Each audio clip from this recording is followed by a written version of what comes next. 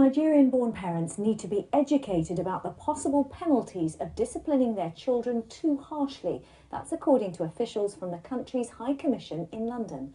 It told us today it's dealing with an avalanche of cases of children being taken into care because their parents are being prosecuted for excessively beating them. Aisha Baksh has more. In Nigeria or in Africa, we have a saying that it takes a village to raise a child. It's a subject that invokes fury and passion. Should parents be allowed to discipline their children by physical chastisement?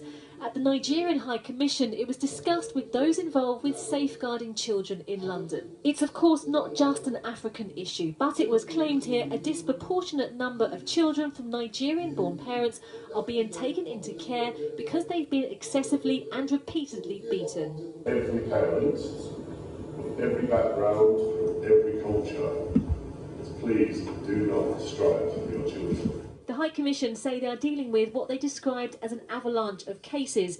Each week, 3 families are referred to them. They now say they will be taking a zero-tolerance approach. So Nigeria want to remain here, who have to fall in line, respect the law, or take their children back to Nigeria. The current law states that reasonable chastisement of a child is allowed so long as injuries are not sustained. But last year, the United Nations recommended the UK ban smacking. At the time, the government said it did not want to criminalise parents. Many of the chastisement cases sent to the High Commission are referred to Florence Amakose. She runs a charity in South London which offers families practical support and guidance. The issue we highlighted for me was the cultural clash. They were brought up like that, which is not an excuse, as we said.